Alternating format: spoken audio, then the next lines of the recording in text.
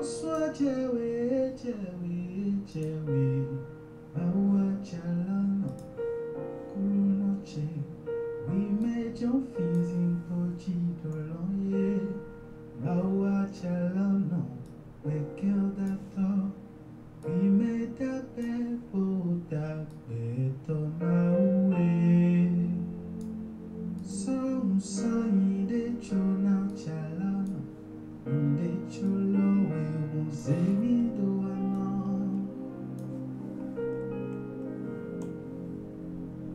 So de chona chalano, de cholo we muzemi doana.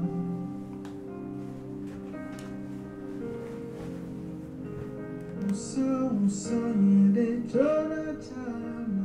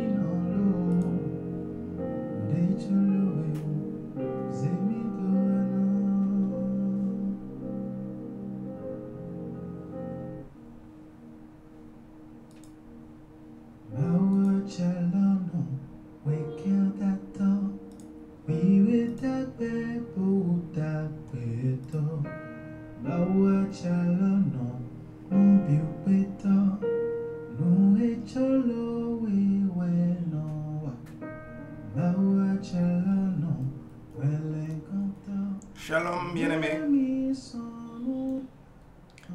Shalom en ce dimanche 6 octobre 2024. Bienvenue. J'espère que votre week-end se passe bien. Pour vous qui avez eu la grâce d'aller au culte, j'espère que vous avez été bénis. Ceci, c'est le direct flash des dimanches, qui sera donc éclairant, peut-être une trentaine de minutes. Le sujet aujourd'hui, c'est l'erreur que nous faisons presque tous et qui nous enlise dans nos épreuves. La vie est ainsi faite. Nous allons tous avoir des épreuves. Nous avons tous des épreuves. Si vous ne l'avez pas suivi, vous pouvez retourner voir le direct que j'ai fait hier soir sur la gestion des épreuves dans les couples. Vous le retrouverez sur YouTube, sur Facebook et sur SoundCloud. Beaucoup de choses y ont été dites qui pourront vous aider, même si c'était spécifique au couple. Mais aujourd'hui, je voudrais encore, sur inspiration du Seigneur, traiter la question des épreuves. Nous sommes nombreux, tous les êtres humains, à vivre des épreuves. Les milliardaires ont leurs épreuves, les chefs de l'État ont leurs épreuves. Tout le monde a ses épreuves. Les enfants ont leurs épreuves à l'école. Et on leur apprend des choses. C'est dans la vie que d'aller de gloire en gloire, de progresser. Et qui dit progresser dit partir d'une étape à une autre. Risquer le déséquilibre. Perdre ses attaches, perdre son confort, sortir de sa zone de confort et devoir progresser. La vie nous enseigne des choses et teste ce qu'elle nous a enseigné. La vie nous apprend des choses et nous met en situation de prouver que nous avons appris la leçon. Et pour aller de la boue, comme le Seigneur nous a promis à la table des rois, parce que le Seigneur l'a promis. Quand nous croyons au Seigneur, il nous prend dans la boue et il va nous asseoir à la table des rois. Mais s'il nous prend dans la boue et qu'il doit nous asseoir à la table des rois, il ne nous prend pas à la boue pour nous asseoir immédiatement à la table des rois. Il ne peut pas prendre quelqu'un dégoulinant de boue et l'asseoir à la table des rois. Il y a un processus. Il faut le sortir de la boue. Il faut le sécuriser. Il faut le nettoyer. Il faut le coiffer. Il faut lui apprendre à se tenir avec les rois. Il faut lui apprendre à être utile au roi. Il faut lui apprendre une série de choses avant de lui permettre de s'asseoir si on veut qu'il puisse y rester durablement à la table des rois. Et dans tout ce processus, nous devons progresser. Il y a des épreuves. Il y a des épreuves qui sont dues à nous-mêmes. Il y a des épreuves qui sont dues à l'environnement, à des attaques. Il y a des épreuves dues au diable. Bref, la vie est faite d'épreuves. Je ne crois pas qu'il soit nécessaire d'épiloguer longtemps pour vous convaincre que nous avons et nous aurons tous notre lot d'épreuves. S'il y a une chose qu'il faut arrêter de faire, c'est de prier pour ne pas avoir d'épreuves. C'est de travailler pour qu'il n'y ait pas d'épreuves. À moins de vouloir mourir. Le repos éternel, c'est quand vous avez le repos définitif, sans problème, sans épreuve. Ça n'arrive que quand nous quittons cette terre, pas avant. Comme le diront certains, nous avons toute l'éternité pour nous reposer. Mais pendant que nous sommes sur la terre, comme le dira le Maître Jésus, le Seigneur Jésus, il faut que nous travaillions encore pendant qu'il fait jour. Parce que l'heure vient où on ne pourra plus travailler, il faudra se reposer. Mais quand c'est l'heure de travailler, quand c'est l'heure d'accomplir notre destinée terrestre, nous devons, avec la grâce de Dieu, le faire, avancer. Personne ne peut contenir la mer, empêcher ces vagues d'agir, d'aller, de venir, de balloter. On peut apprendre à surfer sur les vagues de la mer. On peut apprendre à nager. On peut apprendre à se laisser glisser sur l'eau. Mais personne n'arrivera jamais à trouver un moyen de dompter les vagues de la mer, de canaliser la mer, de dompter la mer. La vie ne consiste pas à dompter la vie, à maîtriser la vie, à canaliser la vie, à l'empêcher d'être la vie. Avec ses hauts et ses bas, avec ses défis, ses épreuves. La vie consiste à réaliser que la vie, c'est la vie. Que nous ne sommes pas et nous ne serons jamais les maîtres des temps et des circonstances. Dieu seul est le maître des temps et des circonstances. Et il n'a pas été donné aux hommes de gérer la vie. Il nous a été donné de vivre la vie. Notre bonheur, écoutez-moi bien, ne consiste pas et ne consistera jamais dans le fait d'être capable d'empêcher la vie de suivre son cours normal. Vous ne pouvez pas résister à la vie, vous ne pouvez pas dompter la vie, vous ne pouvez pas gérer la vie, vous ne pouvez pas faire en sorte que la vie se déroule comme vous voulez. La vie se déroulera toujours comme Dieu l'a voulu, comme Dieu l'a planifié. Satan a beau essayer d'interférer, il est dans son rôle. En dernier ressort, Dieu est le seul maître des temps et des circonstances. Ce qui doit être, sera. Nous n'avons donc pas vocation à gérer la vie, à résister à la vie, à essayer d'empêcher la vie d'être. Nous avons vocation à savoir ce qu'est la vie, comment fonctionne la vie, quelles sont les règles de la vie, et à trouver notre bonheur, notre paix, notre joie dans cette vie-là. Le bonheur et la paix ne se trouvent pas en réglant ces problèmes. Je le répète, et c'est là l'erreur que nous faisons, presque tous, moi y compris. Et on a beau le comprendre, on fait souvent cette erreur-là. Le bonheur ne consiste pas à régler ces problèmes. Nous vivons tous pour être en paix. Nous aspirons tous à la paix. La paix du cœur, la tranquillité, la sérénité, la joie, se sentir en sécurité. Autant de choses que Dieu met dans ce merveilleux mot que j'aime beaucoup, Shalom. Et nous faisons tous, même quand nous savons que ce n'est pas juste une erreur fondamentale, celle de croire que vivre heureux, c'est vivre dans une vie qui n'a pas de problème. C'est-à-dire régler chaque problème dès qu'il se pose. afin d'en être débarrassé pour être en paix. Je le répète, c'est ça qui fait que nous ne sommes pas heureux. Ça ne nous rapproche même pas du bonheur. Ça nous éloigne du bonheur. Vivre en croyant que une vie heureuse, c'est une vie dans laquelle chaque problème qui arrive est un intrus qu'il faut buter dehors simplement, l'effacer, afin d'être en paix et heureux. C'est une naïveté qui nous coûte la paix tous les jours, qui nous coûte le bien-être tous les jours, qui nous coûte le bonheur tous les jours. Ça ne veut pas dire que les problèmes ne doivent pas être réglés, ne peuvent pas être réglés, ne seront pas réglés en leur temps. Mais le plus important, l'urgence, le premier réflexe n'est pas celui de trouver le moyen de se débarrasser du problème, quel qu'en soit le prix. Nous croyons à tort que pour être en paix, il faut avoir réglé ces problèmes. Nous considérons que s'il n'y a pas de problème, on est heureux. Et dès qu'un problème survient, on ne peut plus être heureux. Il faut donc oublier d'être heureux, se battre pour régler le problème, attendre que le problème soit réglé. Et quand le problème sera réglé, nous allons pouvoir nous détendre et être en paix. C'est une erreur grave qui fait que la plupart des gens vivent sans jamais trouver le bonheur. Ils vivent de guerre en guerre, de combat en combat, de lutte en lutte, d'épreuve en épreuve, espérant qu'un jour ce sera terminé pour qu'enfin ils puissent être heureux. Mais ils ne trouvent jamais le bonheur. Parce que comme je l'ai dit, tant que nous sommes sur cette terre, jamais nous n'arriverons à cette situation où il n'y aura plus de problèmes, où il n'y aura plus de défis. Ça n'arrivera que le jour de notre mort. Faire l'erreur d'attendre ce jour où nous n'avons plus de problèmes pour être en paix, pour jouir de shalom, pour nous détendre, pour jouir de la vie, c'est décider de ne jamais être heureux sur cette terre. Et c'est dire, ou c'est faire croire qu'on a tout fait pour être heureux et que la vie ne l'a pas permise. Non, on n'a pas tout fait. On a peut-être de bonne foi fait tout ce qu'on croyait, mais on n'a pas fait ce qu'il fallait. On a, comme le dit le Seigneur, péri faute de connaissance.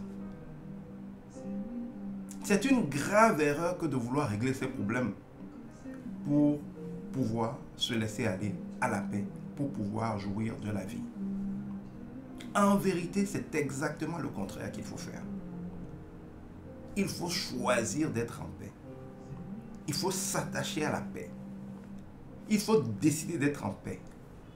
Il faut regarder au prince de la paix. C'est Jésus-Christ, il n'y en a pas deux. Il faut savoir en qui on a cru pour trouver la paix. Il faut s'attacher au Seigneur et lui faire confiance pour trouver la paix. Et parce qu'on a trouvé la paix, les problèmes commencent à ne plus pouvoir rester dans notre paix et les problèmes commencent à nous fuir. Là où il y a des cadavres, dit la parole de Dieu, ça semble les charognards. Là où il y a les cadavres, dit la parole de Dieu, et elle est toujours vraie, ça semble les charognards. Enfant, on dit, et on a donc, comme on dit, ouais, tu ne peux pas être par exemple un gigot de viande qui est au feu et qu'on voit des vers proliférer sur toi. On ne peut pas être baptisé du feu du Saint-Esprit, rempli de la vie de Dieu, qui va avec la paix de Dieu, puisque Dieu, Christ est le prince de la paix. Il est donc roi sur le territoire qui s'appelle la paix shalom. Paix, tranquillité, sérénité, foi, joie, amour. Christ est le roi du territoire qui s'appelle la paix.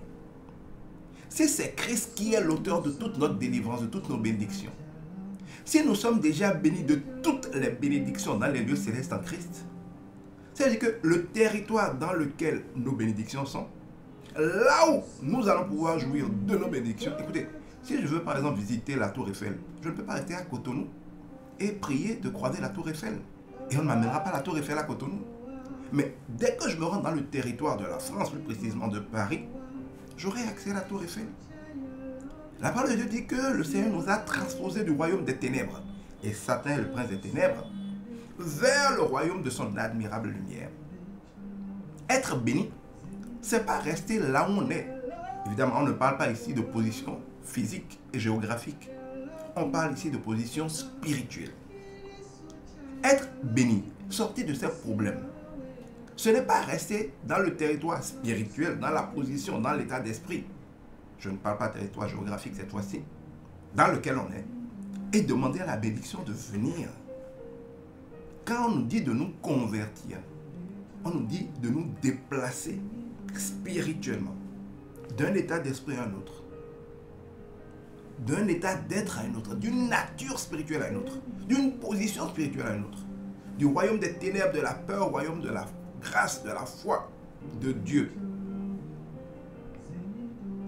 Nous sommes déjà bénis. Jésus a dit, tout est accompli, ce n'est pas un menteur. Nous sommes déjà bénis de toutes les bénédictions dans les lieux célestes en Christ. Et quand vous êtes chrétien, par exemple, que vous prenez la Bible, vous voyez tout ce que Dieu a promis en disant qu'il a déjà fait. Par ses meurtrissures, nous sommes déjà guéris. Nous avons la victoire, nous avons la triomphe. Nous sommes la tête et pas la queue. On nous attaque, on ne peut pas nous vaincre. Les armes forgées contre nous sont sans effet. Le feu ne peut pas nous brûler. Dieu campe autour de nous, nous arrache à tout danger. Les promesses de Dieu sont là et Dieu n'est pas un menteur. Ce qu'il a dit qu'il nous a donné, il nous l'a donné. Mais pourquoi ce que Dieu nous a donné, nous ne le vivons pas? Simplement parce qu'il a dit lui-même, la parole de Dieu est un tout, il faut la prendre dans son ensemble. Qu'il a déjà tout accompli. Il nous a déjà bénis de tout ce qu'il faut pour la vie, aussi bien spirituelle, la piété, que pour la vie ici sur terre. Nous sommes déjà bénis, pas nous serons bénis. Si vous êtes chrétien en demandant à Dieu de vous bénir, nous sommes ignorants quand nous disons ça. Dieu ne nous bénira pas. Nous sommes déjà bénis. Jésus a payé le prix par sa mort et sa résurrection pour que nous soyons déjà, tous qui sommes en Christ, déjà bénis de toutes les bénédictions. Mais toute cette bénédiction-là, il les a stockées quelque part. Elles sont disponibles quelque part dans une position spirituelle qui s'appelle les lieux célestes en Christ. Avec l'enjeu du bonheur, ce n'est pas de convaincre Dieu de nous bénir. C'est nous déplacer en état d'esprit spirituellement pour nous retrouver, pour rejoindre ces lieux célestes en Christ. Céleste, je dis que c'est une dimension spirituelle. Ça ne veut pas dire que c'est quand on va mourir. En Christ, je veux dire que c'est en Christ que toutes ces choses-là sont. Chaque fois que nous essayons de convaincre Dieu de nous bénir, nous sommes hors jeu. Dieu dit qu'il a déjà tout accompli, mais qu'il est en train d'user de patience en attendant que nous parvenions à la repentance. Ça veut dire que Dieu dit, ma bénédiction est là en Christ. Venez en Christ, demeurez en Christ, jouissez-en en Christ. Nous vagabondons à compter sur les hommes, nous vagabondons à chercher l'argent, comme si l'argent allait régler les problèmes. Nous faisons plein de choses. Comme il dit, il nous a donné des puits, des sources d'eau abondantes, illimitées. Nous passons notre temps à essayer de creuser par nos propres forces des citernes qui ne peuvent même pas retenir l'eau. Il est source d'eau abondante, infinie, éternelle. Nous le laissons, nous allons mendier et acheter un verre d'eau. Le bonheur ne consiste pas à convaincre Dieu de nous aimer, de nous bénir. Il consiste à s'arrêter, à reconnaître qu'il est Dieu, qu'il a déjà fait, mais qu'il a disposé en Christ. Nous avons déjà reçu sa grâce. Mais par la foi, nous devons nous déplacer, nous positionner dans le règne de Christ. Ce n'est pas mourir, être sur la terre, mais par la foi, être dans l'état d'esprit, parler en accord avec Christ, agir selon Christ, obéir à Christ, servir Christ, nous abandonner à Christ, croire en Christ, agir, avoir, vivre selon la sagesse de Christ, pour nous retrouver positionnés là où toutes nos bénédictions sont déjà. C'est alors que nous allons pouvoir jouir. Mais Christ dont nous parlons, il s'appelle la solution. Quand nous avons un problème, si nous sommes en Christ, nous sommes là où il y a la solution. On ne peut pas aller la chercher ailleurs. puisqu'il s'appelle non pas une solution, il est la solution. S'il doit y avoir une solution qui marche, qui ne va pas être suivie de chagrin, que tu ne vas pas commencer et qui va te ridiculiser, si ce ne sera pas un chemin qui paraît droit et dont l'issue sera la mort, les soucis, les problèmes pour toi, une belle affaire qui se termine mal en catastrophe, un couple apparemment merveilleux qui devient l'enfer où on te casse les dents, si ça va être une solution qui n'est pas suivie de chagrin, car Dieu seul donne les choses qui ne sont jamais suivies de chagrin, ça va être en Christ. Partout ailleurs, tu le regretteras. Nous devons arrêter quand il y a des problèmes de chercher des solutions. Nous calmer, nous arrêter, savoir qu'il y a un Dieu. Il est là, pas une, la solution. De lui peuvent découler des solutions, mais il est la solution. Mais ce Christ-là s'appelle comment? Il s'appelle le prince de la paix. La Bible ne fait pas commentaire de test bavardage. Dieu dit qu'on n'en enlèvera même pas un iota. Si on ne peut pas en enlever un iota, donc comme un accent, à plus forte raison une lettre. C'est-à-dire que les détails sont importants. Rien n'est dans la Bible par hasard. C'est la parole de Dieu et Dieu ne parle pas pour ne rien dire. Il est la parole faite chair. Sa fiabilité, sa précision sont révélées au travers de toute la création. Prince de la paix veut dire roi de la paix. Roi de la paix veut dire roi qui règne, qui contrôle, qui gouverne, qui dirige, qui est le maître sur un territoire qui s'appelle la paix. Ce territoire n'est pas géographique, il est spirituel. C'est un état d'esprit. L'expression Jésus-Christ, prince de la paix, veut dire que Christ règne, déploie sa puissance, nous bénit, règle nos problèmes, est notre solution, est notre chemin, est notre vie, est notre prospérité, est notre délivrance, est tout ce qu'il nous a promis et qu'il a accompli en Christ. Que Christ est tout ça, qu'il est le roi dans un territoire, dans une dimension qui s'appelle la paix. Si le président Talon, par exemple, est président du Bénin, il n'est président qu'au Bénin. Quand tu es au Bénin, il a les pleins pouvoirs, il est le maître absolu. Et aucun autre président ne va influencer ou agir avec autorité à sa place au Bénin. Mais si tu franchis la frontière qu'il a conduite d'1 millimètre, tu n'es plus au Bénin, tu es au Togo. Et ce qu'on dit là, c'est un pas près. Dès que tu as fait ce pas-là, tu n'es plus au Bénin, tu es au Togo. Le président Talon n'a plus aucun pouvoir. Il y a là-bas un président qui s'appelle Fort en l'espèce. C'est lui qui a le pouvoir. Et les pleins pouvoirs comme Talon l'avait au Bénin. Un pas en arrière, Fort n'a plus aucun pouvoir, Talon a les pleins pouvoirs. Un pas de l'autre côté, c'est l'inverse. Mais un pas près. Tu peux être en train de bavarder avec un ami à la frontière. Tu franchis la limite. Tu crois que tu es toujours au Bénin alors que tu es au Togo. Ou l'inverse. Le problème, c'est que parfois, nous croyons être en Christ alors qu'on est déjà passé dans le royaume des ténèbres. Ou nous sommes dans le royaume des ténèbres et nous attendons que Christ agisse. Je ne peux pas être au Bénin, être par exemple un opposant du président Talon, me moquer de lui et croire que le président Fort va me protéger. Mais si par contre j'ai franchi la frontière, que je suis au Togo, si par exemple je n'étais pas en bon terme avec le président Talon et que je comptais sur le président Fort pour me protéger, à ce pas-là après, je suis du côté où je peux compter sur le président Fort. C'est pareil spirituellement. Si tu es dans le royaume des ténèbres, la peur, la méchanceté, le non-pardon, les inquiétudes, être dans les œuvres des ténèbres, nuire aux autres, ne pas croire en Dieu, vivre dans l'impudicité et consorts, tu es dans le royaume des ténèbres. Quand tu essaies de te justifier par tes œuvres, de mériter la bénédiction, au lieu de recevoir la grâce de Dieu par la foi, tu es dans le royaume des ténèbres. La Bible dit, vous êtes tous déchus de la grâce. Vous tous qui cherchez la justification, donc la bénédiction, par vos actions.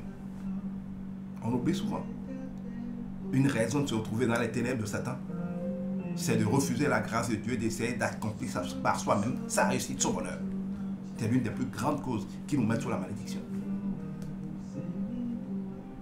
Mais tu ne peux pas, par ton attitude, par ton état d'esprit, par ta manière de parler, par tes actions, par tes réactions, avoir franchi la frontière de Christ, de la paix, être maintenant dans le royaume de la peur, de l'inquiétude, des ténèbres. Donc, sous le prince des ténèbres qui s'appelle Satan, et espérer que là, tu vas recevoir ce que Christ a promis. Tu vas à l'église le dimanche, oui, mais l'église est un lieu physique, ce n'est pas de ça qu'il s'agit.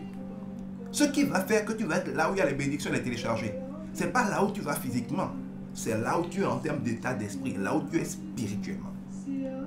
Il peut t'arriver d'être dans ta maison et d'être spirituellement en Christ, dans la paix, sous l'autorité du prince de la paix, et donc de voir couler la solution, le chemin, la direction, les bénédictions du prince de la paix. Mais tu peux aller à l'église physiquement et que par ton état d'esprit, par ton attitude, par tes pensées, par ton comportement, tu sois en fait dans les ténèbres, dans le royaume des ténèbres.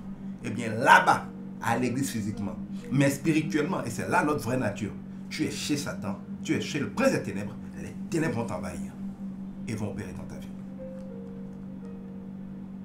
L'erreur que nous faisons souvent, c'est que face aux défis de la vie, face aux épreuves, face aux problèmes, nous voulons juste régler le problème, juste effacer le problème. Et nous attendons à tort de l'avoir fait pour rentrer dans le repos, pour être en paix. Non, c'est exactement le contraire qu'il faut faire. Regardez les épîtres dans le Nouveau Testament. Ça commence toujours par paix, paix, paix. Paix va avec grâce. La grâce agit dans la paix. Parce que la grâce est venue avec Christ. Christ est le prince du territoire qui s'appelle la paix. Quand on ne connaît pas Dieu, on compte sur les hommes. Dieu dit malheur à ceux qui comptent sur les hommes. On compte sur notre sagesse, notre intelligence. Dieu dit malheur à ceux qui comptent sur leur sagesse. Il dit sans moi vous ne pouvez rien faire. Telle voie paraît un homme, droite à un homme, son issue c'est la mort. Ésaïe 30 dit vous courez, vous fatiguez, vous cherchez des solutions. C'est pour votre perte. Un seul problème vous terrassera. Quand on ne connaît pas Dieu, même quand on se dit chrétien, quand on ne prend pas la peine de connaître Dieu et de vivre en personne connaissant Dieu, chaque problème qui arrive, on lui déclare la guerre avec notre sagesse, avec les relations, avec l'argent, avec plein de choses. On n'a pas la paix, on est inquiet, on a des soucis. Et on essaie de régler le problème en comptant sur nous-mêmes, sur notre argent et sur tout le reste, pour enfin être en paix. À cette méthode-là, jusqu'au jour de ton enterrement, Satan t'aura privé de la paix. Tu n'auras jamais la paix. Jésus dormait dans la tempête. Il n'a pas attendu que la tempête se calme pour dormir. Il a marché sur les eaux. Il ne s'est pas plaint de ceux qui a eu les eaux. Le feu n'a pas vocation à nous brûler. La tempête pas à nous submerger. Les armes peuvent être forgées contre nous, mais elles n'auront pas d'effet. On peut nous attaquer, mais ça ne veut pas dire qu'on pourra nous vaincre. 1000 peuvent tomber à notre gauche, 10 000 à notre droite. Nous, on ne sera pas à terre. Des langues peuvent s'élever en justice contre toi, mais ce n'est pas pour autant que tu dois être condamné. Tu dois les condamner. Tel est l'héritage de ceux qui sont en Christ. La vie victorieuse en Christ, ce n'est pas une vie où on comptant sur des moyens humains, on règle les problèmes pour être dans la paix. Celui qui essaie de faire ça, écrivez, c'est une prophétie, ce n'est pas moi qui le dis, c'est Dieu qui le dit. Jamais il n'aura la paix. Il mourra à se battre avec ses problèmes. Et c'est ce que Satan veut qu'on fasse. C'est comme essayer de remplir un panier d'eau spirituellement. Ça doit être exactement le contraire. Dieu dit, arrêtez et sachez que je suis Dieu. Arrêtez et sachez que je suis Dieu. Dans chaque épreuve, quand le malheur frappe, quand le problème arrive, quand l'épreuve arrive, première chose, arrêtez. Sachez qu'il y a un Dieu, que Christ est Dieu, que Dieu est Dieu. Levez les regards sur Christ. C'est lui l'auteur et ensuite le consommateur de votre foi. Il dit au jour de la détresse, invoquez-moi, je vous délivrerai et vous me glorifierez. Il est l'alpha, le premier, avant d'être le dernier. Quelle est la première chose que tu fais quand l'épreuve frappe? Quelle est la première chose que tu fais quand il y a un manque? Quelle est la première chose que tu fais quand il y a une crise? Chercher une solution, tu t'enlises. C'est ça que le diable veut. Il frappe pour te pousser à commencer à courir. On dit enfant chez moi, mais nous on dit, on commence à courir dans tous les sens. Tu cours pour aller où? quand le malheur frappe, on ne court pas. Regardez l'homme selon le cœur de Dieu, David. Soldat, armée puissante. Il est en mission. Des ennemis, des bandits viennent voler sa femme, ses enfants et les femmes de ses soldats. Les soldats qui n'ont pas l'état d'esprit spirituel de David disent « Attaquons, allons chercher nos enfants ». C'est humainement normal. David dit non. Si Dieu n'est pas avec nous, on va attaquer, on va perdre. On va attaquer, on ne le verra pas. On va attaquer, ça va mal tourner. Oui, humainement, il n'y a rien d'autre à faire que d'attaquer. Mais attendez, je vais consulter l'Éternel. Si l'Éternel dit d'y aller, on ira. Sinon, on n'ira pas. Ça paraît fou, mais c'est ça la sagesse. Arrêtez et sachez qu'il est Dieu. Ne faisons rien sans lui.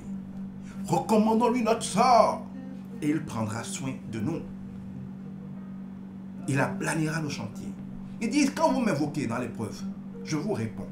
Et je vous révèle les choses cachées que vous ne connaissez pas. Dans chaque situation, dans chaque problème, il y a des causes apparentes. On en veut à quelqu'un, on pense que c'est un manque d'argent, on pense que c'est le gouvernement, on pense que c'est la malchance, parfois même on pense que c'est le diable. On s'attaque à quelque chose de manière réflexe et on commence à se battre avec. Satan rit, c'est de la distraction, c'est de la foutaise. Il faut s'arrêter, savoir qu'il y a un Dieu, regarder à Dieu, demander la sagesse de Dieu, remercier Dieu parce qu'il est là. Il est notre admirable conseiller, il est notre sagesse. C'est lui qui ouvre un chemin là où il n'y en a pas. C'est lui qui brise les verrous de fer devant nous. C'est lui qui est le maître de nos temps, de nos circonstances. C'est lui qui pourvoit le chemin de sortie de chaque épreuve. C'est lui qui peut tout faire concourir à notre bien. C'est lui qui campe autour de nous pour nous arracher à tout danger. Quand il est avec nous, qui peut être contre nous? Il est le chemin. Quand il y a un problème, accroche-toi au chemin. Il est la solution. Quand il y a un problème, accroche-toi à la solution. Il est la vie. Si tu veux jouir de la vie, accroche-toi à lui. Chaque épreuve est une tentation, est un piège de Satan, est un attrape-nigo de Satan pour nous faire oublier Dieu et commencer à chercher dans le monde matériel des solutions. Ah, ça c'est un problème, il faut que je règle d'abord. Il y a même des gens assez idiots qui ont une bonne relation avec Dieu. Ça nous arrive nous tous et moi y compris. Parfois, ce n'est pas seulement aller à l'église. Aller à l'église, ils passent le temps avec Dieu, ils prient, ils cherchent la face de Dieu, ils vivent avec Dieu. Dès qu'un problème frappe, ils disent, bon, laisse-moi régler mon problème, je reviendrai à l'église après. Comment on peut être con comme ça? Tu es malade, tu dis laisse-moi guérir, après je viendrai à l'hôpital. Tu es sale, tu dis laisse-moi me laver, ou bien laisse-moi être propre, quand je serai propre, je viendrai à la douche. Je ne peux pas entrer à la douche en étant sale comme ça. C'est idiot. Nous sommes idiots souvent. Ce que je vous dis là, ça me concerne moi-même. Hein. Une chose est de le savoir, une autre chose est de le vivre. Quand il y a un problème, calme-toi. Tu es là où il faut. Connecte-toi à Christ. Il est la solution. Et quand tu te connectes à Christ, que tu te rappelles que tu es là, qu'il est là plutôt, que rien n'arrive s'il ne le permet, qu'il a le contrôle sur tout. S'il doit y avoir une solution, ça dépend de lui. Tu peux ne même pas combattre et que le problème soit réglé. Et dans la plupart des problèmes, nous n'avons même pas à combattre. La bataille appartient à l'Éternel. Regardez dans la Bible. Des fois, les gens parlent de Dieu, ils disent, Seigneur, on fait quoi? Louez-moi simplement. Regardez comment je fais. Ils sont tranquilles, l'ennemi est dévasté. L'ennemi fuit, l'ennemi a un problème, il s'en va. L'ennemi est mis en déroute. Ce n'est pas dans tous les problèmes, ce n'est pas dans toutes les situations qu'on doit faire quelque chose. C'est l'une des plus grandes leçons que j'ai apprises dans ma vie. Si aujourd'hui, par exemple, je devais quitter cette terre, on me dit, donne à tes enfants 2, 3 leçons clés que tu as apprises de la vie avec Dieu, je dirais, ne combattez pas. La bataille appartient à l'Éternel. Il y a beaucoup de problèmes que nous avons, dans lesquels nous nous enlisons, qui ne finissent jamais. Parce qu'au lieu de les remettre à Dieu, de le laisser gérer, on commence à gérer. Or, Dieu a dit, et il se respecte. Et il dit, j'ai pris le ciel à témoin, donc le règne spirituel, et j'ai pris la terre, le règne matériel à témoin, contre vous, en disant, je vous ai donné le choix entre la vie et la mort, entre la bénédiction et la malédiction. Choisissez pour vous votre postérité. Nous avons toujours le choix. Le choix de décider de régler les choses nous-mêmes, ou le choix de les remettre entre les mains de Dieu. Dieu dit, au travers de Paul, si ça doit être par vos actions, par votre stratégie, par vos mérites, par vos plans, ça ne sera pas par ma grâce. Mais si ça doit être par ma grâce, eh bien ça ne peut pas être par votre stratégie. Écoutez, je ne peux pas avoir une voiture. Je suis par exemple au volant. Jésus est le passager. Parce que souvent nous sommes comme des gens qui ont leur voiture. Au début, on la conduit seul, on va, on se casse la gueule, tout ça. Et puis on nous dit, il faut accepter Jésus. On dit d'accord, Jésus rentre dans la voiture. Au début, on le met côté non-chauffeur avant. Puis bon, quand on découvre que c'est quand même le Seigneur, on dit, bon, va t'asseoir derrière comme le maître et je vais te conduire.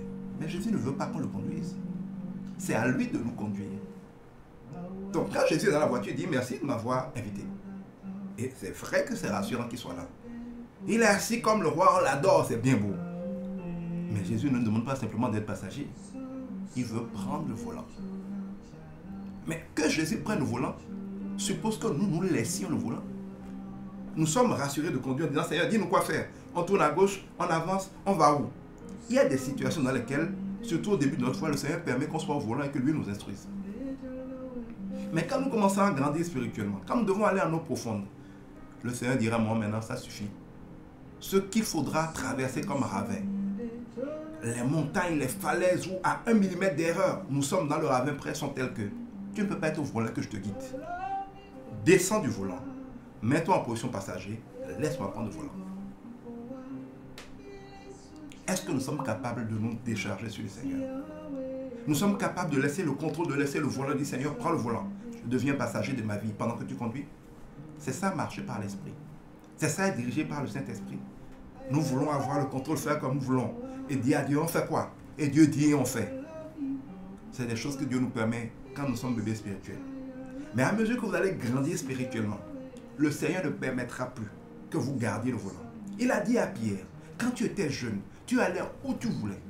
Mais quand tu vieilliras, donc quand tu mûriras, quand tu deviendras plus sage, on va te lier et on te conduira là où tu n'as pas choisi. C'est ça le chemin de la maturité en Christ. Et cette maturité va aussi avec la puissance. Avec une puissance renouvelée, une puissance croissante, des solutions croissantes. Le secret de la victoire, d'une vie de plus en plus victorieuse en Christ, ce n'est pas une vie dans laquelle nous devenons de plus en plus forts pour bien faire les choses, ayant été conseillés ou aidés par Dieu.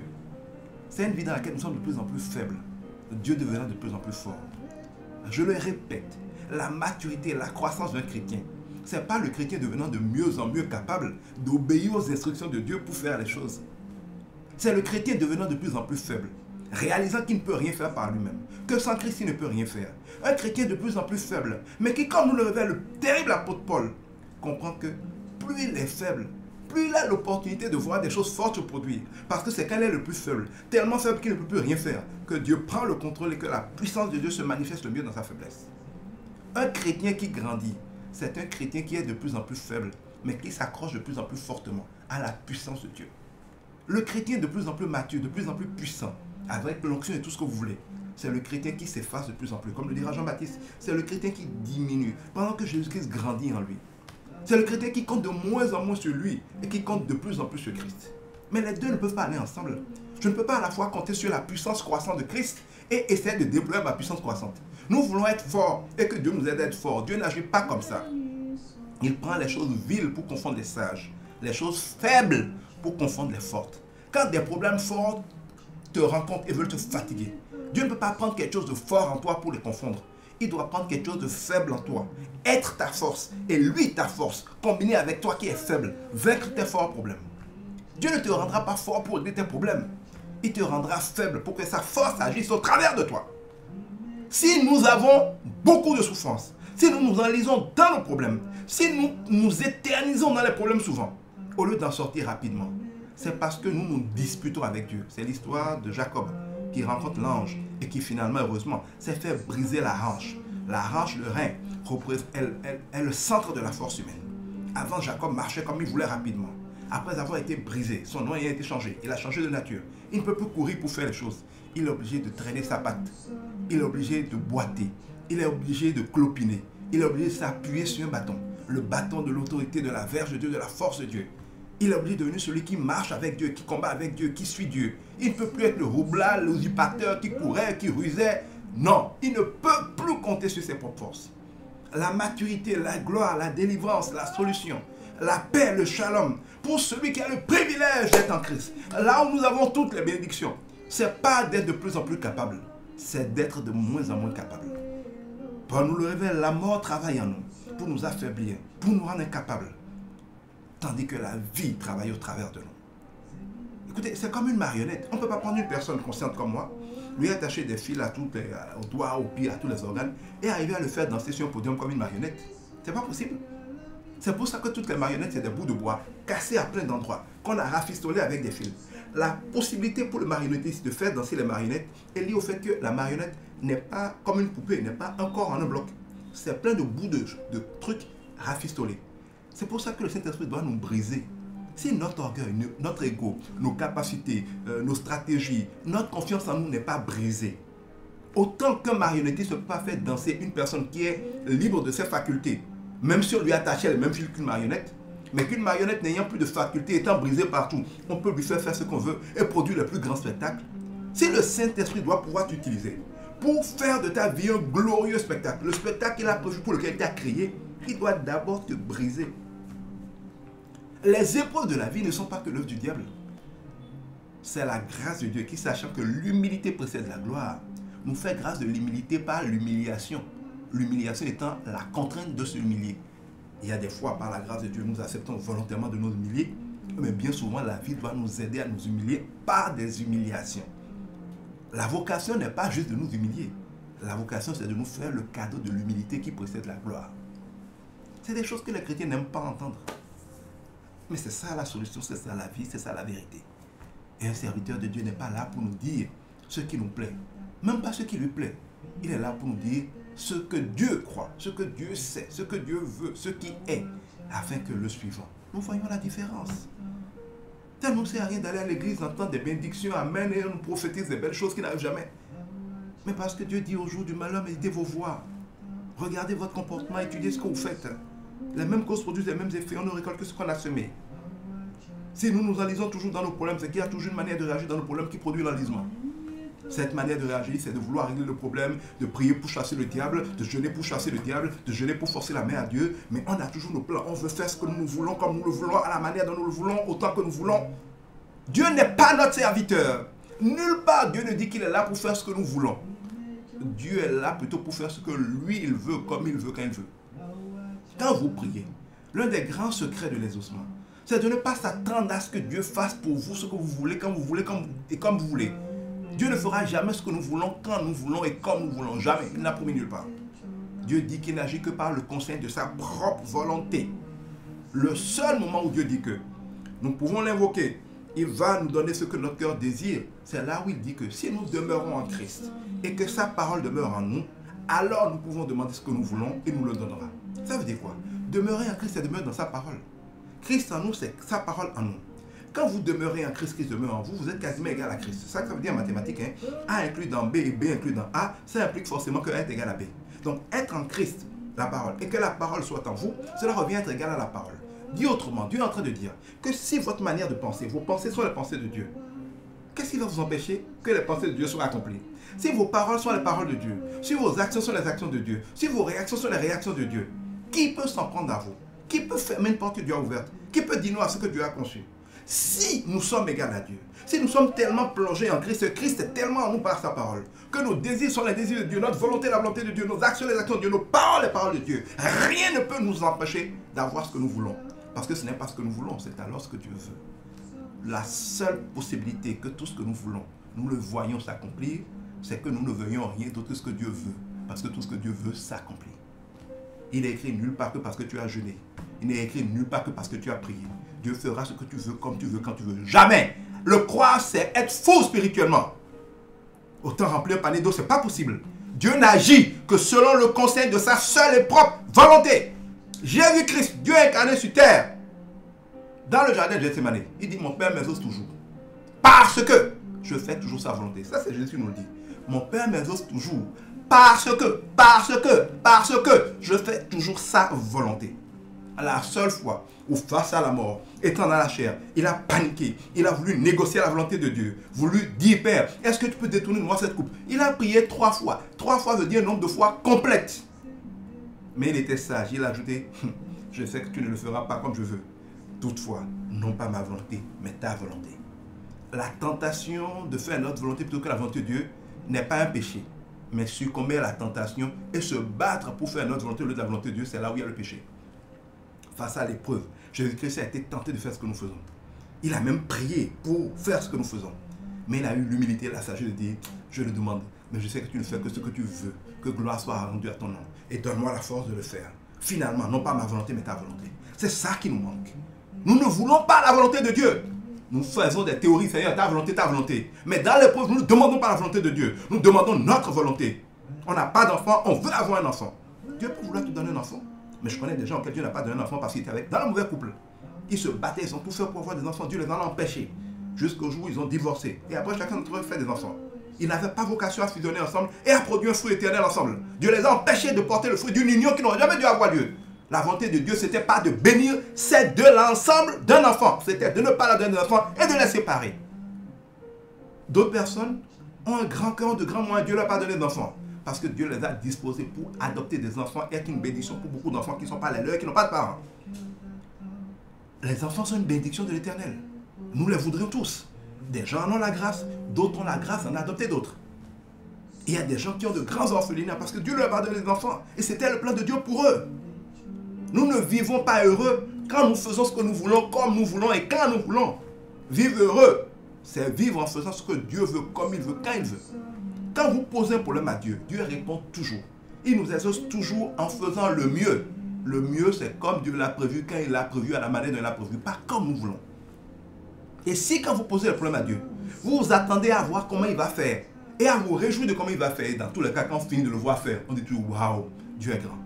Dieu ne fait jamais d'erreur. Et ce qu'il fait est toujours meilleur que ce que nous aurions fait. Mais quand au lieu de le laisser faire, de regarder comme il est bon, de contempler sa bonté, de nous en jouir, nous sommes là à essayer de forcer la vie pour aller dans le sens de ce que nous aurions voulu. C'est là où nous battons contre les vagues de la mer.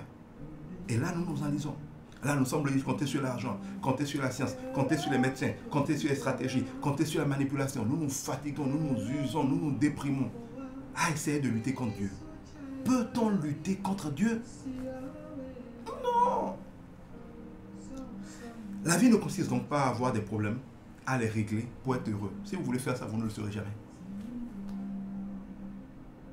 Elle consiste à s'arrêter quand il y a des problèmes, à regarder à Dieu, s'assurer qu'il est là, le remercier d'être là, se rappeler qu'il est maître des circonstances, lui demander de prendre le contrôle, demander que sa volonté soit faite, demander à comprendre sa volonté, demander à avoir la révélation de qu'est-ce qui se passe, parce que les apparences sont trompeuses.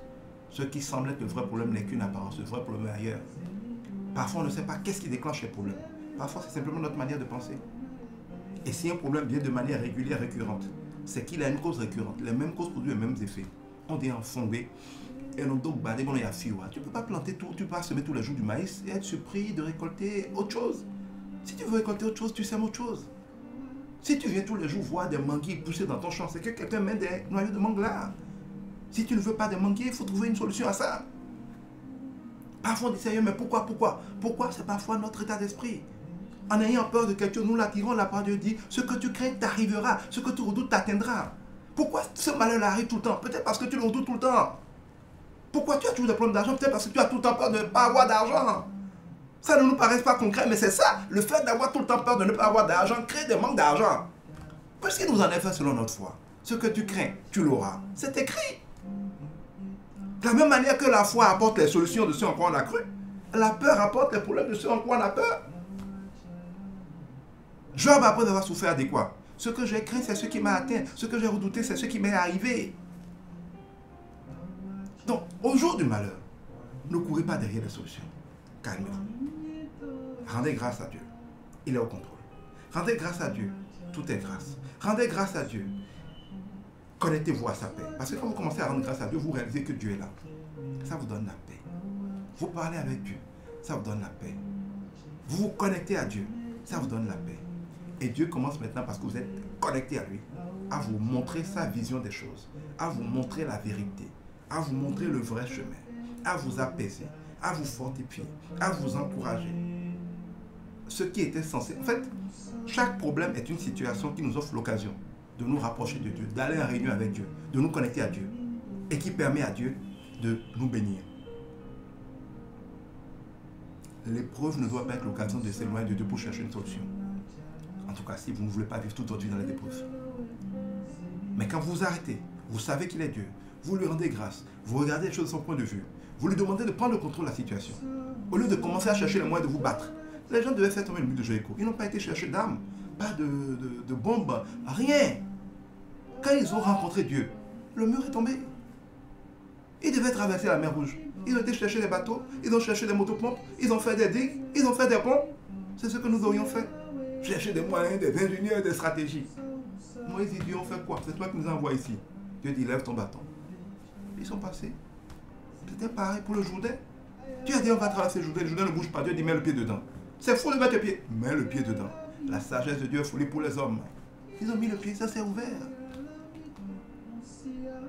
Pourquoi voulons-nous être plus intelligents que Dieu? Dieu dit malheur, Jérémie 17,5. Malheur à celui qui compte sur ses propres forces et sur la sagesse humaine. C'est pas ce que nous faisons tous les jours.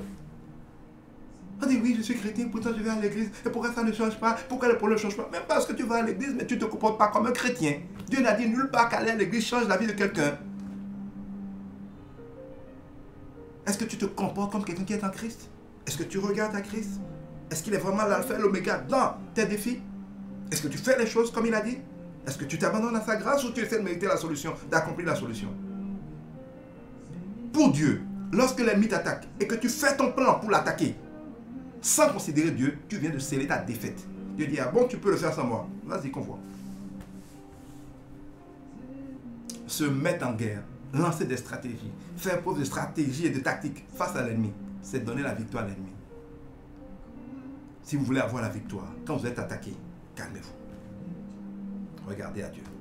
Les soldats peuvent dire, l'armée peut dire, les financiers peuvent dire, on fait quoi? On ne fait rien. Laissez-moi parler d'abord au maître de tout. C'est de lui que ça dépend. S'il veut qu'on perde, ça ne sert à rien de se battre. Et s'il veut qu'on gagne, soit ça ne sert à rien de se battre, il dira, attends, dors, je m'en occupe, soit il me dira quoi faire. Et même avec un caillou, alors comme David, Goliath tombera. Mais ça, c'est si Dieu est avec moi. Si Dieu est avec moi, personne ne peut rien contre moi. Aucune arme ne peut rien me faire. Notre problème dans ce monde ne dépend pas des autres, ça dépend de Dieu. Si les autres triomphent de toi, c'est parce que tu n'étais pas en paix avec Dieu. Et si tu es en paix avec Dieu, personne ne peut triompher de toi. Si Dieu est pour nous, personne ne peut être contre nous. Bien aimé. Ne tombons pas dans le piège de ceux qui ne connaissent pas Dieu. Ne vivons pas comme des gens qui ne connaissent pas Dieu. Ne comptons pas sur nos propres forces, notre sagesse. Ne soyons pas obsédés de vouloir régler nos problèmes pour être en paix. Le chrétien est en paix. Quand vous avez le Saint-Esprit, quand vous avez Christ, vous avez le prince de la paix, vous êtes en paix. La paix est un don permanent de Dieu. Le chrétien normal est en paix en permanence. Quand il perd la paix, c'est soit la conviction de péché, ça veut dire qu'il y a quelque chose qui ne va pas. C'est comme quand vous êtes en train de jouer au football. Quand on lève le drapeau rouge, quand l'arbitre siffle, c'est pour dire qu'il y a une faute. Une faute en pensée, une faute en parole, une faute en action, une faute en omission. Arrêtez-vous. Demandez au Saint-Esprit ce qui ne va pas. Il vous le révélera. Remettez-vous en ordre, demandez pardon. Ouvrez-vous du sang de Jésus. Continuez votre chemin en recevant votre pardon. La paix reviendra. Le chrétien normal est héritier de la paix. Il vit dans la paix. Il est dans la paix. Quand il perd la paix, il ne va pas au combat. Il s'arrête. Il se reconnecte à son Dieu. Il trouve la paix avant de continuer. La paix, c'est la fréquence sur laquelle on doit se connecter à Christ pour recevoir ce qu'il a déjà accompli pour nous et qui est déjà caché dans Dieu céleste en Christ. Laissez la paix et cherchez des solutions. Laissez la paix, cherchez l'argent. Laissez la paix, cherchez des stratégies. Laissez la paix, cherchez des hommes pour nous aider. C'est être fou. C'est s'assurer d'être perdu. On choisit la paix. On s'ancre dans la paix. On s'accroche à la paix. On choisit la paix en regardant à Christ, l'auteur, le consommateur de notre foi. On s'accorde avec Dieu. On a la paix. Et parce qu'on a la paix, les solutions vont venir. C'est comme une connexion Internet. Tu ne cherches pas un film pour te connecter à Internet. Tu te connectes à Internet pour pouvoir télécharger les films. Tu te connectes à Internet pour télécharger la musique. Mais ce n'est pas parce que tu cherches la musique des films que tu es pressé, que tu ignores ta connexion Internet et tu dis je veux le film, je veux le film. Non, calme-toi. Vérifie si tu es connecté. Sinon, connecte-toi. Si ta connexion est bonne et que ton appareil est bon, tu vas télécharger tout ce que tu veux. Mais nous, dès qu'il y a un problème, ah, je veux regarder un film, on ne regarde plus la connexion, on s'en fout de l'ordinateur, on cherche le film seulement. Non, pour avoir le film, il faut avoir la connexion. Pour avoir les solutions, pour avoir les bénédictions, pour avoir les promesses. Il faut être dans la paix. Il faut être connecté au Seigneur. C'est pour ça qu'il dit arrêtez. La tentation, c'est de commencer à courir derrière la solution. Non, arrêtez. Et rappelez-vous que je suis Dieu. Voilà le message de Dieu pour nous aujourd'hui. Je vais regarder s'il y a des questions. Oui, Enoch Mervel, gracias, shalom. Merci d'avoir mis en commentaire ces résumés. Que Dieu vous bénisse infiniment. Chaque épreuve est effectivement un attrape-nigo du diable. Il ne faut pas le laisser faire. Regardez avec Job. Il demandait à Dieu l'autorisation de mettre des problèmes. Parce qu'il sait qu'à force de mettre des problèmes, Job allait finir par craquer. Mais quand Job s'est calmé, finalement Job n'a rien fait. On dit, ah bon, tu as maudit Dieu, mourir, non? Ça, c'est la solution du suicide. Ça règle quoi? Chaque ami de Job venait parler. Ça règle quoi? Quand Dieu est venu, Dieu n'a rien. Job n'a rien fait. C'est Dieu qui l'a restauré. Et pour le restaurer, Dieu a donné son instruction. Pardonne à ceux qui t'ont offensé. Prie pour eux. La Bible nous révèle que Job était en train encore de prier pour eux quand Dieu lui a restauré tout ce qu'il avait perdu sans Dieu. Mais si humainement devait chercher solution à tout ce que Job a perdu, vous allez faire quoi pour ses enfants? Vous allez faire quoi pour ses biens? Il faudrait combien de siècles pour qu'ils soient restaurés? Mais instantanément, Dieu les lui a restaurés. La bataille appartient à l'Éternel. Les plus grandes victoires dans la Bible, les gens les ont obtenues sans combattre, en louant Dieu. La parole de Dieu d'ailleurs, je m'écris, loué soit l'Éternel. Et alors mes ennemis trébuchent et sont vaincus. La bataille appartient à l'Éternel. Même si nous ne le voyons pas de nos yeux parce que certaines choses se passent en esprit. Les batailles gagnées rapidement de manière éclair fulgurante sont les batailles qui ont été livrées par l'Éternel. L'ange de l'Éternel au port de Jéricho, c'est lui qui a fait tomber le mur. Josué, quand il a vu l'ange de l'Éternel, dit, est-ce que tu es venu nous aider? L'ange dit non, je ne suis pas venu t'aider. Dieu ne vient pas nous aider. Parce que si Dieu vient nous aider, c'est nous qui avons le lead. C'est nous qui fixons l'objectif. C'est nous qui choisissons quoi faire. Et Dieu vient nous aider. C'est ça notre illusion, c'est ça notre foutaise dans la prière. Seigneur, aide-moi. Dieu n'aide personne. Dieu dit qu'il ne fait exception de personne. Dieu ne vient pas aider les hommes. Écoutez-moi, Dieu ne sera jamais dans votre camp parce que vous l'appelez dans votre camp pour vous contre les autres. Non. Dieu est Dieu. Si tu rentres dans son camp, si tu es avec lui, il est avec toi et contre tes ennemis. Mais si tu n'es pas avec Dieu, Dieu est contre toi. Dieu ne rejoint pas les gens dans leur camp. C'est à nous de rejoindre Dieu dans son camp si nous voulons que Dieu soit dans notre camp. Je ne sais pas si vous me comprenez. Dites-moi si ce que je dis là est clair. Nous faisons parfois des trucs idiots, des jeûnes, des trucs ridicules comme ça, pour dire Dieu soutient moi. Dieu ne soutient personne contre personne. Dieu nous a tous créés. Le seul secret pour être sûr que Dieu est dans ton camp contre les autres, c'est d'aller te mettre dans le camp de Dieu. Dieu fait sa guerre. Il n'agit que par le conseil de sa propre volonté. Il n'agit que pour sa gloire. Celui qui rentre dans le plan de Dieu, dans la volonté de Dieu, qui se met dans la bataille de Dieu et dans le camp de Dieu, avec Dieu gagnera. Celui qui fait ses propres batailles, s'il n'a pas la chance que ce soit la bataille de Dieu, Dieu l'écrasera, qui qu'il soit. Vous verrez dans la Bible, il y a des moments où Dieu est avec son peuple parce que le peuple est dans la volonté de Dieu. Personne ne peut battre ton peuple. Le peuple triomphe de tout le monde. Mais le jour où son peuple lui désobéit, Dieu va lui-même susciter des ennemis pour les briser, pour les envoyer en captivité. Dieu ne fait pas exception de personne. Dieu est avec toi, oui. Tu es en Christ, oui. Mais si, par ton attitude, tu sors de l'état d'esprit Christ, tu sors de la foi en Christ, tu sors de la volonté de Christ, tu veux faire ce que tu veux. Et en général, ce que tu veux, quand ce n'est pas la volonté de Dieu, c'est la volonté du diable. Je dis toujours, un braqueur ne peut pas vouloir aller faire un braquage, prendre sa bâchée, s'arrêter dans un commissariat pour demander des tickets d'essence, du renfort militaire, des armes pour aller faire son braquage. Qui va lui en donner? On va plutôt l'arrêter. Mais quand toi tu te lèves, ta voisine a une voiture, qui dit donne-moi une voiture. Ta voisine a un mari, qui dit donne-moi un mari. Quand par convoitise, quand pour des motivations, Jésus dit mais vous demandez, vous ne recevez pas parce que vous demandez mal et pour des mauvaises raisons. Quand pour des raisons païennes, pour des raisons charnelles, donc pour des raisons inspirées par le diable, tu vas voir Dieu pour dire soutiens-moi. Tu es comme le braqueur qui passe au commissariat pour demander des tickets d'essence. Et tu es surpris, et nous sommes surpris que Dieu ne nous donne pas. Dieu ne finance que ce qu'il a commandé. Il donne la provision pour accomplir la vision qu'il a donnée. Il ne donne pas la provision pour accomplir la vision que le diable ou la chair nous a inspirée. Jésus dira, même moi, mon Père m'exauce toujours, parce que je fais toujours sa volonté. Quand il a négocié pour ne pas aller à la croix, ce qui est contraire à la volonté de Dieu, le Père n'a pas exaucé. Quand Pierre a dit tu n'iras pas à la croix, il dit arrière de moi. Tes pensées sont contraires aux pensées de Dieu. Ce sont les pensées de Satan. Chaque fois que nous allons à Dieu, même si c'est pour régler un problème, en lui demandant quelque chose qui n'est pas le plan de Dieu, nous agissons de manière satanique. Et Dieu n'est pas dedans. Nous allons nous enliser. Pourquoi les gens appellent Jérémie pour faire de malheur? Parce qu'ils ont désobéi à Dieu. Ils n'étaient pas dans la volonté de Dieu. Dieu a suscité une armée païenne pour les mettre en captivité.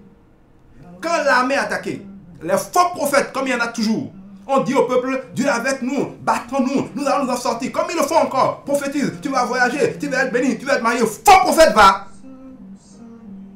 Dieu dit à Jérémie, dis-leur, c'est moi-même qui envoie l'ennemi pour les dompter. S'ils se soumettent, ils iront en captivité, je crois 70 ans. Passé les 70 ans, je vais leur faire grâce. Et je vais les restaurer. Mais s'ils résistent, s'ils se battent, ils vont mourir. Ils ont dit que Jérémie a un profil de malheur. Qu'est-ce qui s'est passé? C'est pas ce que Jérémie a dit de la part de Dieu qui s'est passé. La prophétie n'est pas faite pour nous dire ce que nous voulons. Elle est faite pour nous dire ce que Dieu pense. Quand Dieu le pense, comme Dieu le pense. Et nos états d'esprit s'en foutent.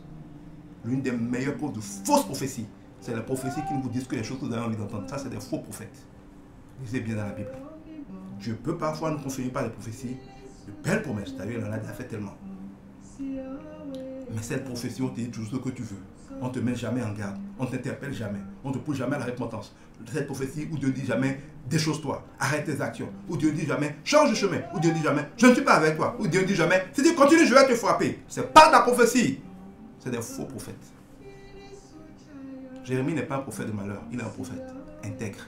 Ils l'ont mis dans le puits. Ils l'ont mis en prison. Ça n'a rien changé. Ce qu'il a dit, c'est ce qui s'est accompli. Parce que Dieu fait sur sa parole pour l'accomplir.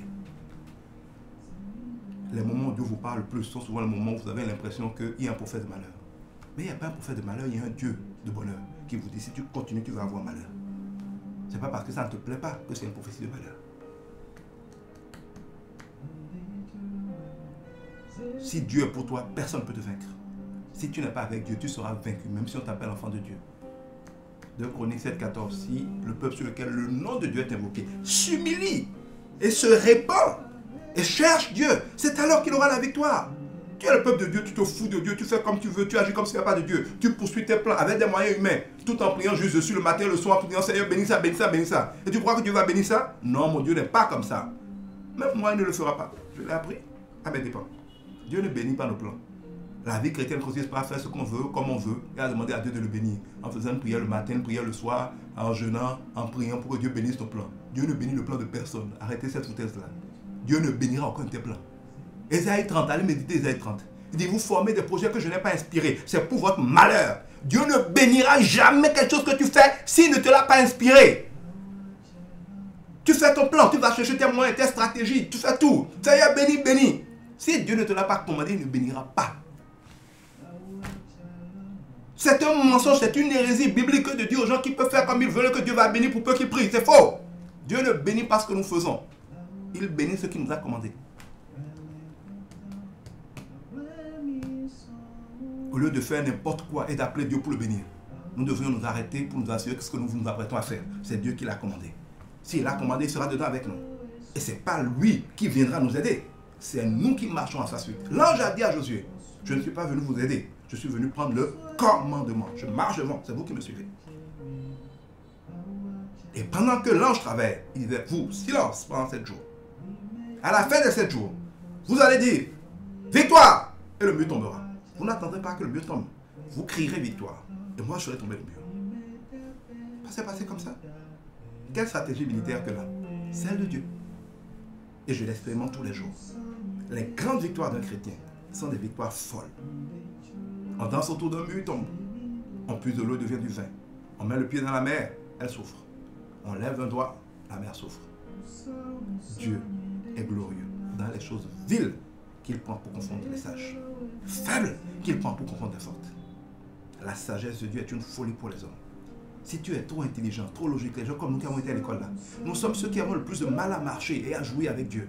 Parce que nous avons été détraqués. On a trop de théories, plein de choses vraies, intellectuellement, humainement, mais fausses dans la vérité. Or, la seule vraie vérité, c'est celle de Dieu.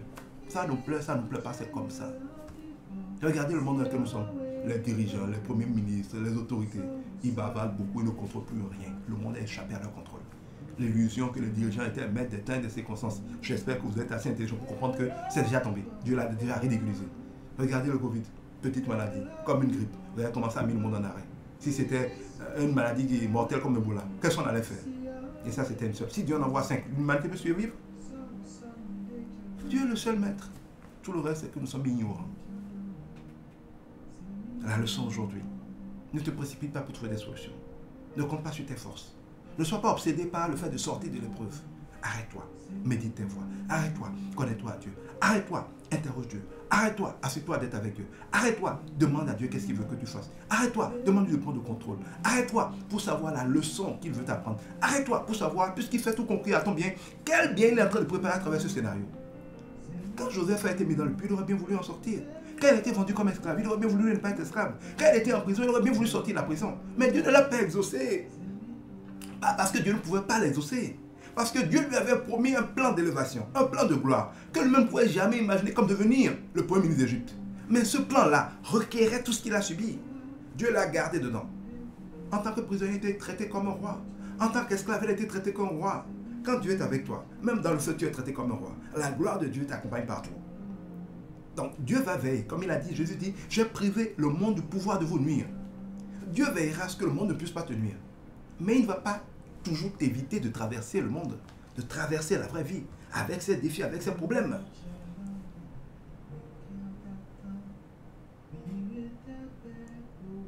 Et ce qui arrive, ce n'est pas important si ça ne peut pas te nuire.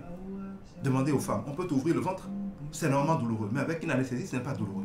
Parce que l'anesthésie a privé la césarienne du pouvoir de te faire mal.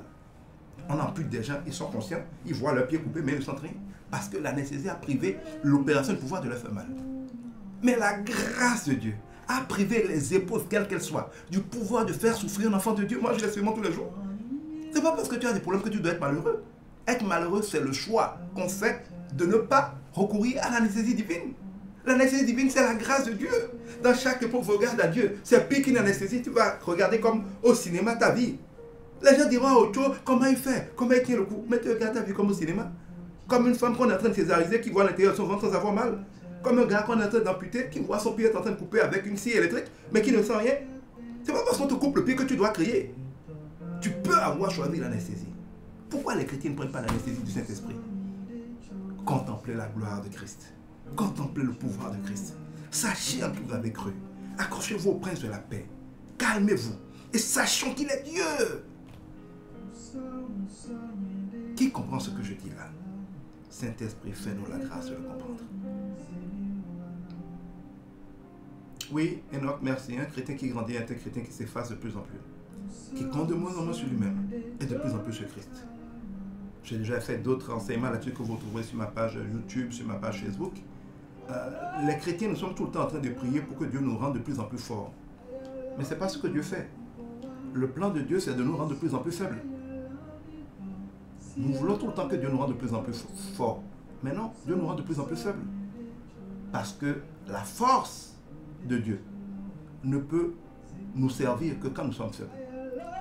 Quand nous nous sentons forts, nous ne laissons pas Dieu faire. Nous essayons de faire. Et en conséquence, nous n'avons rien de bon. Donc, Dieu le sachant, quand il veut nous bénir, quand il doit déployer sa force pour nous aider, eh bien, il doit désactiver notre force. Le résultat, c'est que quand dans l'épreuve, toi tu cherchais de plus en plus fort pour t'en sortir, Dieu est content que tu sois de plus en plus faible pour le laisser faire. C'est comme ça. Et ce n'est que comme ça. Dieu passe son temps à essayer de nous affaiblir, afin que nous jouissions mieux de sa force, pendant que nous passons tout notre temps à essayer d'être forts. C'est comme lutter contre la mer, contre la vague. C'est comme remplir un panier d'eau. C'est pour ça que Paul dit, quand il a compris ça, il a commencé à se réjouir des tribulations, des épreuves, des outrages. Parce qu'il a compris que dans toutes ces choses, la force de Dieu va lui servir. Bien-aimé, la vie de chrétien, ce n'est pas une vie qui se passe comme nous voulons. C'est une vie qui se passe comme Dieu veut. Et seulement comme Dieu veut. Si vous passez votre temps à vouloir vivre comme vous voulez, et à croire qu'on peut juste aller à l'église demander à Dieu de nous bénir, ça ne marche pas. Dieu ne bénit pas ce que nous faisons. Il bénit ce que nous faisons, comme il a dit de le faire. C'est très important. Je vais essayer de regarder si éventuellement il y a des questions que je n'ai pas répondues.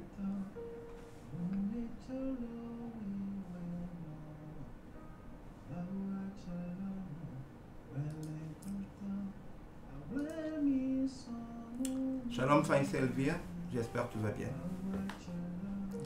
Dalia Yadounou, shalom à toi aussi. Sylvie Koulibaly, shalom.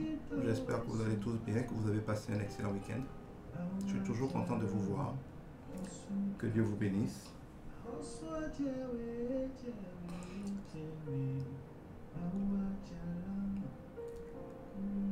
Shalom descend. Laurence Hilary, shalom. Vous retrouverez, si vous êtes sur TikTok, vous retrouverez l'intégralité de ce message sur YouTube, sur Facebook et sur SoundCloud dans l'audio. Je vous ai affiché dans TikTok, vous allez voir, je vous ai mis mes contacts pour me joindre. Le 66 64 64 64. Je vous ai mis les liens YouTube, Facebook, SoundCloud. SoundCloud, vous les retrouverez en audio. YouTube et Facebook, vous pourrez les retrouver en vidéo, même à la fin de ce direct. Et si vous avez pris le direct en cours, vous pourrez aller le réécouter en intégralité ou voir d'autres enseignements de ce genre-là qui sont. Les directs des dimanches, là, c'est les dimanches de 13h à 14h. Et les samedis, 21h à peu près à 22h, 23h, j'enseigne sur tout ce qui est rapport au couple. Les jeudis à midi et demi, j'enseigne sur les questions professionnelles. Si Dieu m'en fait grâce, je vais enseigner jeudi prochain sur comment sortir du chômage. Et ce soir à 17h30 à 19h30, je vais enseigner comment écouter la voix de Dieu, savoir que c'est Dieu qui nous parle, comprendre ce que Dieu nous dit. C'est une série d'enseignements, on est à la 11e session. Nous parlerons aujourd'hui plus en profondeur de l'interprétation des rêves. Ça va être tout à l'heure à 17h30. L'interprétation des rêves. Anglo Jean-Baptiste, nous rendons grâce à Dieu. Hopashion, shalom.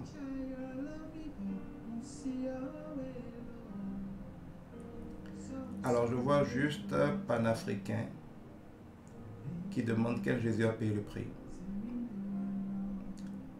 Ça doit être un de ces ignorants qui pensent que les mânes de leurs ancêtres morts sont capables d'aider les vivants. Ce n'est pas l'objet de ce direct. Je préfère ne pas lui répondre et je prie que Dieu lui fasse la grâce de comprendre. Cher shalom. Que Dieu te garde et te bénisse. Voilà, je crois que j'ai parcouru. Je ne vois pas de questions auxquelles je n'ai pas répondu. Je vais prier pour vous. Et pour vous qui serez disponibles, on pourra donner rendez-vous à 17h30 où je vais enseigner sur la question des rêves à nouveau. Et si vous avez des rêves que vous recevez souvent, que vous n'avez pas compris, vous pourrez en direct les mettre. Nous allons les interpréter tout à l'heure à 17h30. Alors, sacerdoce royal qui dit comment être en plein dans la volonté de Dieu pour nous. Allez sur YouTube ou sur SoundCloud. Je vais vous réafficher le lien.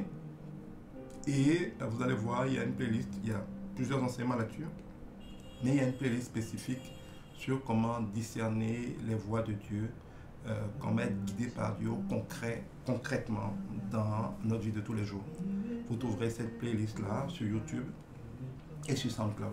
Discerner les voix de Dieu. Je réaffiche rapidement pour vous les liens. Essayez YouTube ou SoundCloud, vous trouverez là-dessus cette playlist, comment discerner les voix de Dieu. Il y a dedans au moins 11 enseignements déjà. Ça va répondre plus qu'il nous faut à vos questions. Si maintenant, malgré ça, il y a des aspects de la chose que vous ne comprenez pas, je vous affiche à nouveau mes contacts. Il suffit de me contacter par WhatsApp. Je serai heureux de vous répondre personnellement. Et pour n'importe quelle préoccupation, vous pouvez me contacter personnellement, je vous répondrai. Voilà, je vais prier pour vous et aller me reposer ou me préparer pour le direct de tout à l'heure. Shahindaka, Borokondo Kushtiri Bayabo. Borokonda Katashtiri Bakai, Borokot Borondo Kataiba. Biborokondo Shtaiba Labaikai, Borokoto. Père, je te rends grâce. Merci. Merci pour ton amour. Merci d'être là à la colère. Merci de nous aimer. Merci d'user de patience en attendant que nous parvenions à la repentance. Merci Seigneur d'avoir cet amour infini. Là à la colère, miséricordieux. N'eût été ton amour, ta bonté, ta patience, aucun de nous ne tiendrait. Tellement nous sommes pécheurs. Merci parce que tu ne nous en veux pas pour nos péchés, mais que tu t'es incarné, que tu as payé le prix pour cela. Merci parce que non seulement tu as payé le prix pour cela, mais tu as vaincu la mort, la fatalité, la maladie, les problèmes. Tu les as crucifiés à la croix, de même que toutes les ordonnances qui nous condamnaient. Et par la résurrection, tu nous as donné une nouvelle vie. Nous devons chaque jour, comme à une dialyse, venir à la croix et déposer nos défis, nos problèmes, nos peurs, nos inquiétudes, nos limitations, nos faiblesses. Et recevoir la grâce. Tu as dit, venez avec assurance au trône de la grâce. Vous y trouverez miséricorde et secours au temps opportun. Seigneur, donne que comme un dialysé n'oublie jamais sa dialyse. Nous n'oublions jamais de nous connecter à la croix, à la puissance de sa résurrection, pour y déposer notre sang à notre vie, afin de recevoir ta vie, ton sang. Tu as payé le prix. Nous n'avons pas à l'accomplir. Nous avons à savoir que cela est accompli et à le recevoir. Non pas courir pour le faire, mais nous arrêter pour le recevoir. Seigneur, c'est folie pour nous. Tu sais de quoi nous sommes faits. La chair est faible, même si l'esprit est bien disposé. Aux hommes, cela est impossible, mais par ta grâce, nous le pouvons. Nous sommes la justice de Dieu en Christ. Nous ne pouvons pas le faire par nos forces, mais par toi, nous le pouvons. Fais-nous don de la foi. Convainc-nous de pécher. Chaque fois que nous éloignons de toi, Seigneur, convainc-nous de pécher. Enseigne-nous à nous abandonner à toi. Rappelle-nous chaque fois. Donne-nous de goûter et de voir comme tu es bon. Quelqu'un est dans une épreuve, Seigneur, donne-lui maintenant la paix, le shalom. Seigneur, remplis-le maintenant de shalom. Homme, femme, en direct ou en différé, il n'y a pas de distance à l'esprit. Reçois maintenant la paix. C'est la paix qui te connecte à la solution. Aucune solution ne viendra te donner la paix. Seigneur, apprends-nous à surfer sur les vagues de la vie, à vivre en ne regardant qu'à toi. Prends le contrôle. Sois notre force. Sois notre être. Sois notre vie. Prends le contrôle. Nous livrons à toi comme un sacrifice vivant. Sois notre vie. Merci de nous avoir parlé. Merci de nous faire la grâce de réécouter. Merci de nous donner le privilège de partager pour être actionnaire de ce que tu feras dans la vie de multitudes. Que cette semaine soit une semaine de communion avec toi, de révélation. Nous t'invoquons, Seigneur. Révèle-nous ces choses que nous ne savons pas. Nous t'invoquons, Seigneur. Viens, délivre-nous, que nous puissions te glorifier en témoigner. Seigneur, je veux prier pour nos finances. Merci parce que tu pourvois tous nos besoins selon ta richesse, avec gloire en Christ Jésus. Tu l'as promis, Seigneur, nous ne manquerons de rien. Parce que tous les jours, quel que soit le besoin, si nous venons à toi, tu pourvoiras. Tu donneras ce qu'il faut pour que nous ne manquions de rien, mais que nous ayons en plus des suppléments pour faire de bonnes œuvres. Merci, Seigneur, parce que tu n'es pas un menteur. Tu me l'as dit encore cette année. Même si le lion sauverait à manquer de nourriture, nous ne manquerons de rien. Merci d'être notre provision. Je viens te rendre grâce particulièrement et bénir, invoquer ta grâce, ta faveur, ton abondance sur ceux et celles auxquels tu fais la grâce de nous soutenir, de semer dans ce ministère. Comme Isaac semant dans la sécheresse, donne que par ta grâce, par la rosée du ciel, ils aient, dans le naturel comme dans le spirituel, dans la santé, dans l'abondance, dans la prospérité comme à tous égards, une abondante récolte. Que comme Isaac, tu n'as pas changé. Tu es le Dieu d'Abraham, d'Isaac et de Jacob. Que comme Isaac, Seigneur, ils deviennent riches, de plus en plus riches, pour semer de mieux en mieux dans ton œuvre. Que les écluses du ciel soient ouvertes sur tout ce que tu utilises pour bénir ce ministère. Que tout dévoreur soit chassé de leur vie. Seigneur, merci parce que tu es notre force. Avec toi, nous ferons chacun des exploits. Cette semaine sera une semaine de percée, une semaine de révélation, une semaine de communion. Une semaine, Seigneur, nous te prions de nous faire la grâce de nous arrêter pour savoir que tu es Dieu. De nous arrêter pour te louer, afin que nos ennemis, pas seulement des personnes, mais les circonstances ennemies, les épreuves ennemies, les problèmes ennemis, les situations ennemies, les esprits ennemis, tombent et chancellent. Sois glorifié, Seigneur, dans ton peuple. Bénis tes enfants. Mais je sais que tu nous as déjà béni toutes les bénédictions dans le céleste. Donc que la bénédiction soit manifestée dans nos vies. Merci, Papa, parce que tu l'as fait. Merci d'avoir été encore avec nous dans ce direct.